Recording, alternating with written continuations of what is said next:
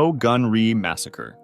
In the summer of 1950, during the Korean War, one of its darkest tragedies took place at a railway bridge near the village of No-Gun Ri. U.S. commanders were afraid that North Korean soldiers were disguising themselves as civilians, so they ordered refugee movements to be blocked. Declassified documents later showed that some commands actually went even further, authorizing troops to fire on groups of civilians who approached. Then, disaster struck. As waves of refugees fled south from the advancing North Korean army, they reached U.S. lines. There, they were stopped, searched, and grouped near the railway tracks by No-Gun Ri. American planes then shot at them. Survivors say ground troops soon opened fire too, driving them into the culverts and pinning them down in the bridge underpasses. Hundreds of South Korean refugees, mostly women, children, and the elderly, were caught under fire, and for 3 days, families screamed as they piled bodies on top of one another for cover, drank from a stream turned red with blood, and watched children die beside them. The death toll has long been debated, with survivors speaking of about 400 people killed, and U.S. veterans giving numbers ranging from dozens to several hundred. A South Korean government inquiry was able to confirm 163 people dead or missing by name, along with 55 wounded, and concluded that the real toll was likely much higher, around 250 to 300. Nearly half of the confirmed victims were children. For decades, the story was silenced, as survivors lived in fear under South Korea's authoritarian governments. It was not until 1999 that the Associated Press exposed the story worldwide, interviewing survivors and U.S. veterans. The reporting won a Pulitzer Prize and forced both the U.S. and South Korean governments to investigate. The U.S. Army's 2001 report admitted that civilians had been killed by American air and ground fire, but claimed there had been no orders to deliberately massacre them. It described the killings as a tragic accident of war. President Bill Clinton expressed deep regret and admitted things happened which were wrong. Instead of compensation, the U.S. funded a memorial and scholarships, which survivors rejected. South Korean investigators, however, concluded that there had almost certainly been orders to fire, pointing to missing records, consistent testimony, and orders from the time to treat refugees as enemy agents. Later, more declassified documents strengthened the case. One was a letter dated July 26, 1950, from the U.S. ambassador in Seoul, reporting that the U.S. military had adopted a policy of shooting refugee groups approaching its lines. This and other incriminating records had been deliberately left out of the Army's official report. No-Gun Ri also set off wider investigations in South Korea, uncovering more than 200 other cases of alleged U.S. killings of civilians in the early years of the war, including refugee bombings and mass executions.